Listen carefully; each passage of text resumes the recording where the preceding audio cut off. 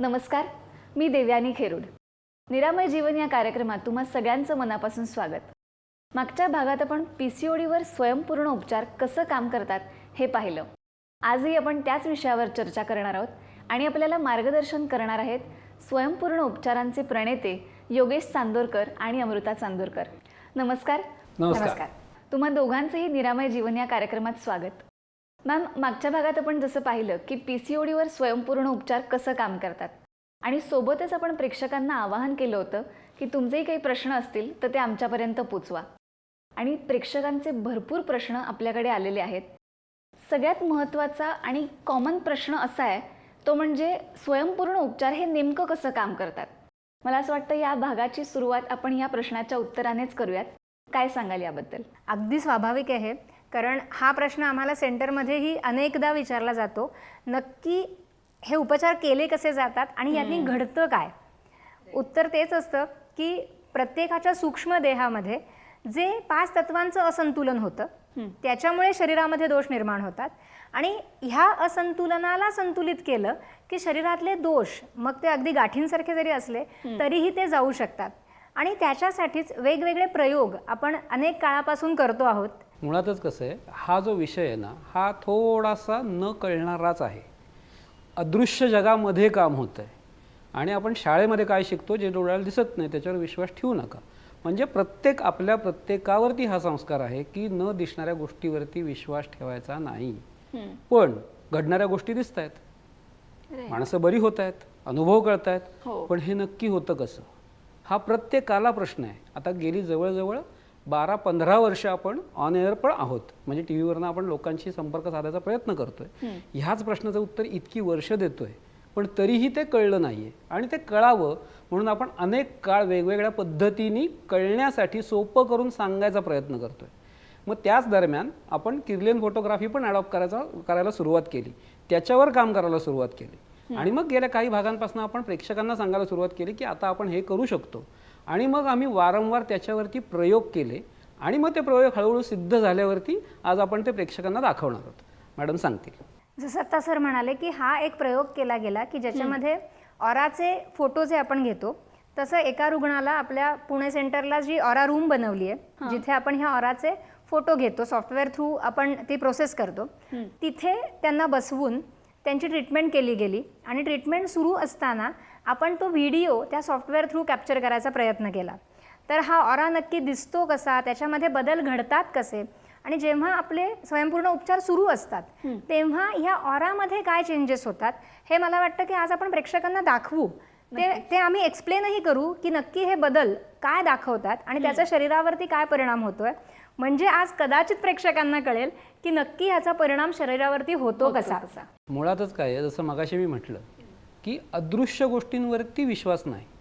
पण जसं आपण माझं हाड मोडलंय ते मला कळत नाही, मग मी काय करतो, मी एक्सरे काढतो, मग त्या एक्सरेमध्ये दिसतं, मग माझा विश्वास बसतो. म्हणूनच आज आपण हा प्रयोग जो सिद्ध झाला तो दाखवायचा प्रयत्न करतोय की आता हे दिसेल सुद्धा आणि त्यामुळे कळायला सोपं जाईल. निश्चितच. तर ह्या मेघा घोलप म्हणून पेशंट आहेत, तर आपण हा त्यांचा ऑरा बघूया आणि दाखवूया प्रेक्षकांना. आता त्या पुणे सेंटरला होत्या आणि यांची ट्रीटमेंट जेव्हा सुरू होती त्यावेळेला सर गुरुवार होता त्याच्यामुळे कोल्हापूरला होते. ओके. कोल्हापूरला सर ट्रीटमेंट करत होते आणि ह्या इथे डोळे मिटून शांत बसलेल्या होत्या. आता जर तुम्ही ऑब्झर्व कराल तर त्यांच्या भोवती तुम्हाला रंगांचे काही लेयर्स दिसतात. आता डोक्याच्या वर जर तुम्ही बघाल तर तिथे तो पीच कलर, एक विटकरी रंग दिसतोय. आता हे रंग जसं आपण म्हणालो की सप्तचक्र, सप्तरंग, जसे इंद्रधनुष्याचे रंग आहेत तसेच आपल्या वेगवेगळ्या तत्वांचे पण रंग आहेत. हा जो विटकरी रंग आहे, विटकरी रंग जो आहे तो आहे पृथ्वी तत्वाचा. त्याच्यानंतर जलतत्वाचा रंग कुठला असतो तर तो ऑरेंज. ओके. नारिंगी रंग जो आहे, ऑरेंज कलर जो आहे तो दाखवतो जलतत्व. त्याच्यानंतर अग्नितत्वाचा जो पिवळा दिसतोय, जिथे कुठे पिवळा रंग दिसतोय तो अग्नितत्व दाखवतोय. हिरवा रंग हा वायुतत्व दाखवतो. ओके. आणि निळा रंग हा आकाशतत्व दाखवतो.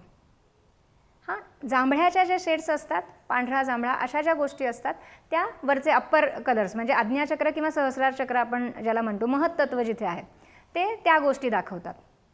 आता जर तुम्ही बघाल तर डोक्याच्या वर तिथे तुम्हाला तो पीच कलर आलेला दिसतोय. खरं तर ती जागा कशाची आहे तर मोस्ट सटल एनर्जीची.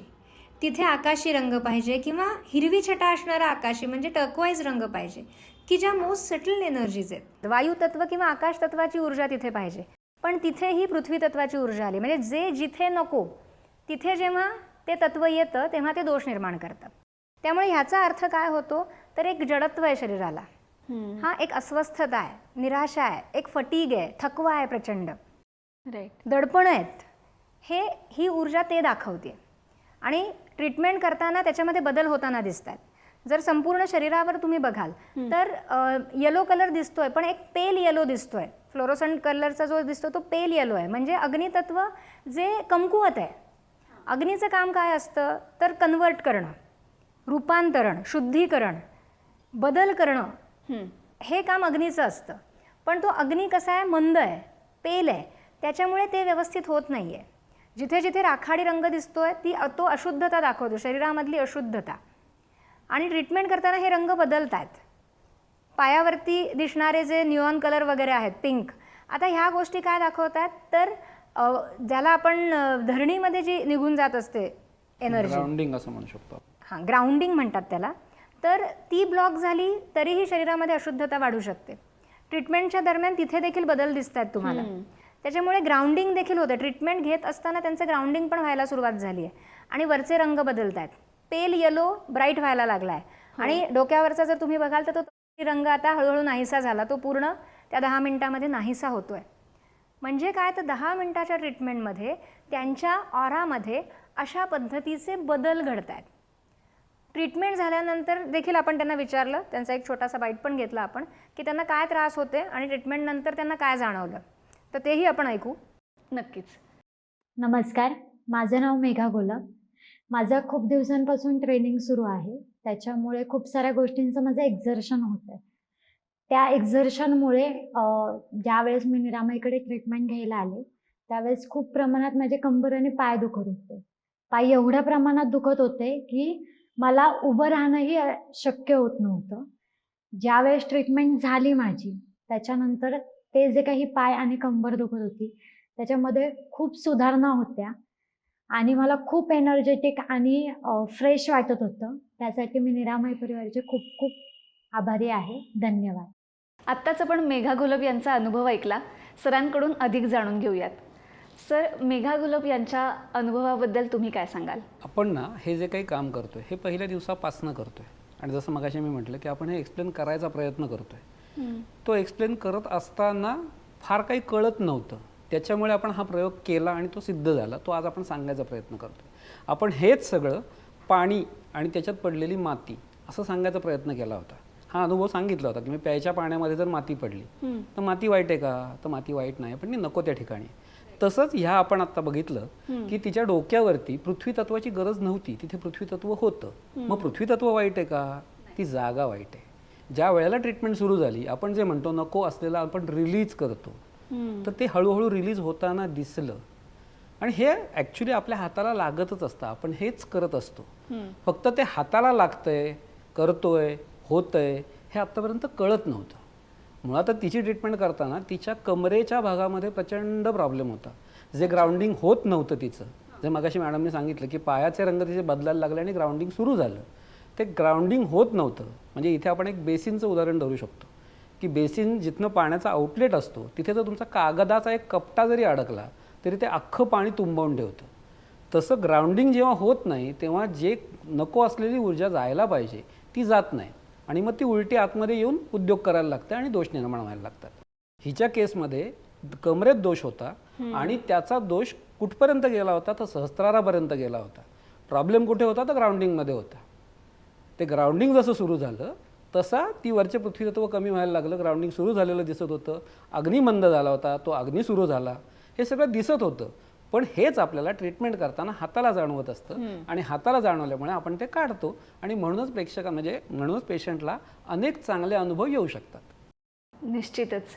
मॅम, आत्ताच आपण मेघा घोलप यांचा अनुभव ऐकला आणि सर म्हटल्याप्रमाणे एक्सरे सारखाच आपल्याला ऑरामधून रिपोर्ट्स किंवा जी काही ट्रीटमेंट आपण करतो ते सगळं प्रत्यक्ष बघता येणार आहे. खरं. निश्चितच मला असं वाटतं प्रेक्षकांना त्यांच्या मनात जे काही प्रश्न होते त्याचं उत्तर मिळालं आहे.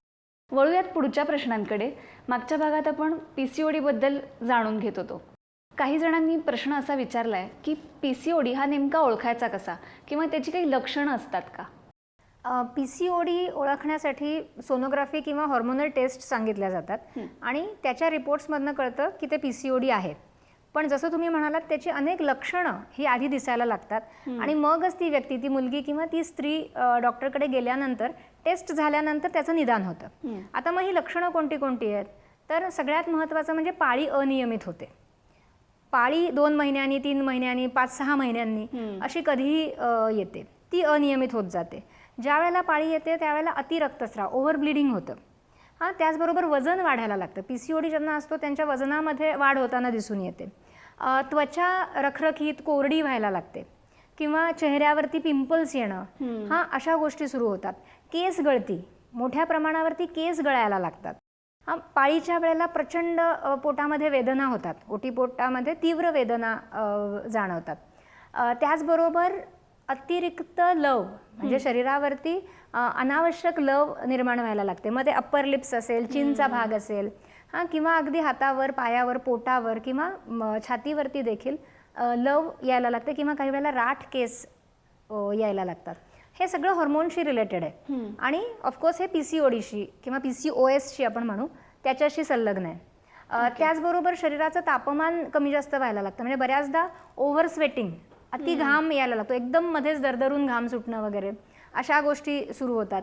झोपेवर परिणाम होतो, निद्रानाश देखील संभवतो आणि त्याचबरोबर मनस्थिती ती बऱ्यापैकी बदलायला लागते. म्हणजे मग मूड स्विंग्स होतात.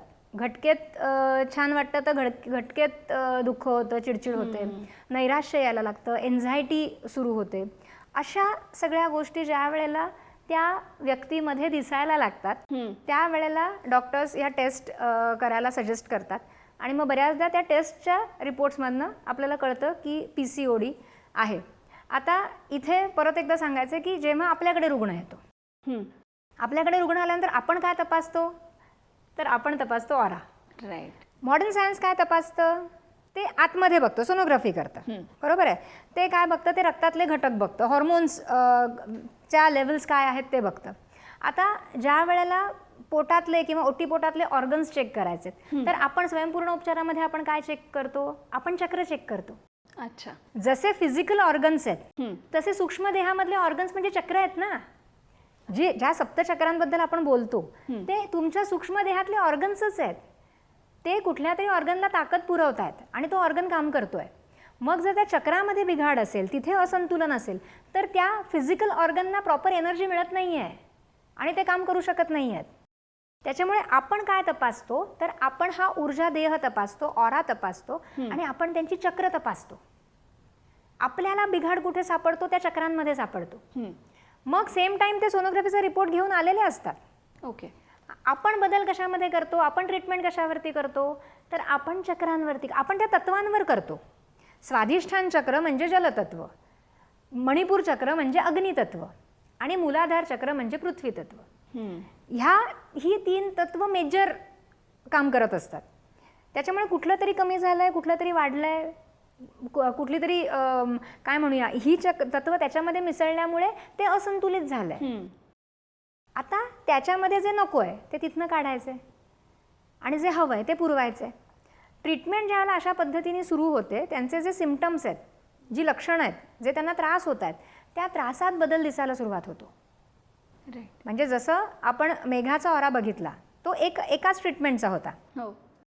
एका ट्रीटमेंटमध्ये हा बदल जाणवत होता. अशा वारंवार जेव्हा ट्रीटमेंट होतात त्यावेळेला खूप काळ साठलेला जो आजार असतो तो हळूहळू हळूहळू रिलीज व्हायला लागतो आणि ते चक्र काम करायला सुरुवात करतं. म्हणजे मॅम PCODची लक्षणं जरी दिसली तरी आपण स्वयंपूर्ण उपचार घेऊन ते नक्कीच टाळू शकतो. नक्कीच. प्रेक्षक हो, आपल्याला याच्याबद्दल अजून जाणून घ्यायचंय पण वेळ झाली इथे छोट्याशा ब्रेकची. कुठेही जाऊ नका, पाहत रहा निरामय जीवन.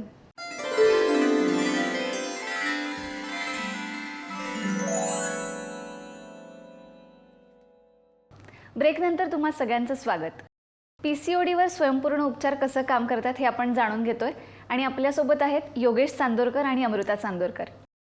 मॅम, ब्रेकला जाण्याआधी आपण जसं पाहिलं की PCODची लक्षणं काय असतात, पण या लक्षणांवर स्वयंपूर्ण उपचार कसं काम करतात हे आम्हाला सांगाल का? नक्कीच. जसं मी मगाशी म्हटलं की महत्त्वाची 3 तत्व असतात, अग्नी, जल आणि पृथ्वी, जी हॉर्मोन्समध्ये देखील महत्त्वाचं काम करतात. त्याचबरोबर पेन, ब्लड सर्क्युलेशन, कारण जल म्हटलं की कुठलंही जलतत्वाचा भाग म्हणजे प्रवाहित गोष्टी ह्या त्याच्या अधिपत्याखाली येतात. अग्नी, कुठलंही कन्व्हर्जन अग्नी करतो, आणि पृथ्वी काय करतं तर पृथ्वी स्ट्रेंथ देतं. त्याच्यामुळे ह्या 3 गोष्टी ज्या वेळेला असंतुलित होतात त्यावेळेला एखादा ऑर्गन तो व्यवस्थित काम करू शकत नाही.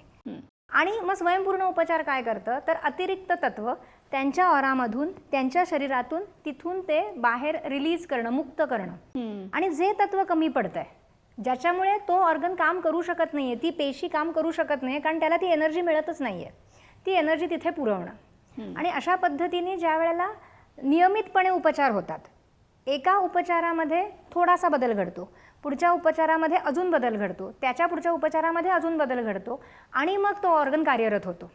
कारण कुठलाही प्रॉब्लेम हा एका दिवसात येत नाही, तो साठला आहे आणि आता तो ऑर्गन काम करू शकत नाही आहे. त्याच्यामुळे साठलेल्या गोष्टी काढण्यासाठी किती सेटिंग्ज लागतील हे पहिल्या दिवशी सांगता येत नाही, पण जशी ट्रीटमेंट सुरू होते तसं त्याचं शरीर सांगायला लागतं की त्याचा प्रतिसाद कसा आहे. अगदी. आणि मग त्याच्यानंतर ते त्रास सगळे कमी होत जातात, अगदी रिपोर्ट्समध्ये पण ते रिफ्लेक्ट होतात. आणि मला इथे प्रेक्षकांना जरूर सांगायचं आहे की निरामय वेलनेस सेंटर आणि जहांगीर हॉस्पिटलचं जहांगीर क्लिनिकल डेव्हलपमेंट सेंटर यांनी एकत्रित काही क्लिनिकल ट्रायल्स रन केल्या, आणि आपण PCOD या विषयाला घेऊनच क्लिनिकल ट्रायल्स केल्या. ओके. 200 पेशंटचा डेटा आपण त्याच्यासाठी घेतला, आणि ह्या 200 पेशंटना स्वयंपूर्ण उपचार 3 महिन्यांपर्यंत काय त्यांच्यामध्ये परिणाम दाखवून देतात हे आपण क्लिनिकली त्याच्या ट्रायल्स केल्या. आता नॉर्मली क्लिनिकल ट्रायल्स कशाच्या होतात तर औषधांच्या केल्या जातात, म्हणजे कुठलंही केमिकल तुमच्या शरीरावरती काय परिणाम आणि दुष्परिणाम करत आहे याच्या क्लिनिकल ट्रायल्स असतात. पण आपण ह्या ऊर्जेच्या क्लिनिकल ट्रायल्स केल्या की निरामयमध्ये आल्यानंतर एक PCODचा पेशंट, त्याला पहिल्या ट्रीटमेंटपासून 3 महिन्यापर्यंत पिरियॉडिक जे काही फॉलोअप्स असतात त्याच्यामध्ये काय काय बदल दिसून येतात. ओके. आणि त्या ट्रायल्स सक्सेसफुल झालेल्या आहेत. वाव. गव्हर्नमेंट CTRIमध्ये त्याचं रजिस्ट्रेशन झालेलं आहे, ते तिथे अप्रूव्ह झालेलं आहे. ह्या 200 पेशंटमध्ये असणारी ही एवढी सगळी लक्षणं, या लक्षणांमध्ये त्यांना जे बदल मिळाले, जे बदल घडून आले, आणि ज्यांचा PCOD पूर्ण गेला, किंवा अशाही काही मुली किंवा स्त्रिया आहेत ज्यांना त्याच्यानंतर प्रेग्नन्सी देखील राहिली, त्या कन्सिव्ह झाल्या. सो असे सगळे बदल हे त्यांनी अभ्यासले, आणि त्याच्यानंतर तो रिपोर्ट तयार करून तो आपण गव्हर्नमेंटला सबमिट केला, आणि तो अप्रूव्ह झाला. म्हणजे काय तर ही ऊर्जा देखील शरीरावर काम करते, हे एका अर्थाने आपण प्रूव्ह केलेलं आहे. आणि अशाच वेगवेगळ्या आजारांना घेऊन आपण क्लिनिकल ट्रायल्स करणार आहोत, कारण आपलं प्राचीन शास्त्र हे सायंटिफिक आहे, हे आम्हाला कुठेतरी सगळ्या समाजाला, संपूर्ण जगाला दाखवायचं आहे. निश्चितच मॅम, तुम्ही आत्ता जसं म्हणताय की क्लिनिकल ट्रायल्सचे आपल्याला रिपोर्ट्स बघायला मिळणार आहेत. खरं तर हे बिफोर आणि आफ्टरचे जे रिझल्ट्स आहेत ते प्रेक्षकांसाठी नक्कीच उपयुक्त ठरणार आहे. सर, तुम्ही काय सांगाल या क्लिनिकल ट्रायल्सबद्दल? मुळातच काय आहे, जसं मी मगाशी म्हटलं की आपण हे लोकांना समजावून सांगण्यासाठी सतत करतोय. तसंच आता मॅडम म्हणलं की आपलं प्राचीन शास्त्र हे किती ग्रेट होतं हे आत्ता आपल्या समाजामध्ये सिद्ध करण्यासाठी हे सगळे उपद्व्याप करावे लागत आहेत. पूर्वापार जर बघितलं तर आपण जगात सर्वश्रेष्ठ होतो, कारण आपल्याकडे एवढं स्ट्रॉंग शास्त्र होतं आणि त्याच्यावरती आपला विश्वास होता. मधल्या काळामध्ये तो विश्वास कमी झाला आणि आपण परकीय गोष्टींना ॲक्सेप्ट करायला सुरुवात केली, मान्य करायला सुरुवात केली, ॲडॉप्ट करायला सुरुवात केली, आणि काय झालं तर त्रास वाढायला सुरुवात झाली. मानसिकता बिघडली, शारीरिक स्थिती बिघडली आणि बिघडतच गेली. आज वेळ आलेली आहे की आता परत मागे वळून बघायला पाहिजे, पण मध्ये खूप काळ गेला आहे. त्यामुळे सगळंच माहिती आहे का तर माहिती नाही आहे, आणि जे काही कळतंय त्याच्यावरती विश्वास बसत नाही आहे. आपण हे जे काही करतोय हे गेली 14 वर्ष करतोय. आपण गेली 10 वर्षे लोकांना हे ऑन एअर सांगायचा प्रयत्न करतोय, तरीही ते अजूनही परत परत सांगावं लागतंय, कारण तेवढा विश्वास बसत नाही. आज कदाचित आपण तो अनुभव दाखवल्यावरती थोडासा विश्वास वाढेल लोकांचा. सर, खरंच तुम्ही आत्ता जसं म्हणालात की आपलाच आपल्या प्राचीन शास्त्रावर विश्वास नाही आहे, पण निरामयच्या माध्यमातून या गोष्टी आमच्यापर्यंत पोचत आहेत, तर आपले प्रेक्षकही निश्चित याचा लाभ घेतील. आज तुम्ही दोघंही इथे आलात आणि आम्हाला मार्गदर्शन केलं, त्याबद्दल तुम्हा दोघांचेही आभार. प्रेक्षक हो, आज आपण PCODवर स्वयंपूर्ण उपचार कसं काम करतात हे पाहिलं. पुढच्या भागात आपण वंध्यत्व या आजारांवर स्वयंपूर्ण उपचार कसं काम करतात हे पाहणार आहोत. तुमच्याही मनात काही प्रश्न किंवा समस्या असतील तर स्क्रीनवर दिलेल्या व्हॉट्सअप नंबरवर किंवा ईमेल आय डीवर तुम्ही ते पाठवू शकता. आम्ही त्याचा नक्कीच निरसन करण्याचा प्रयत्न करू.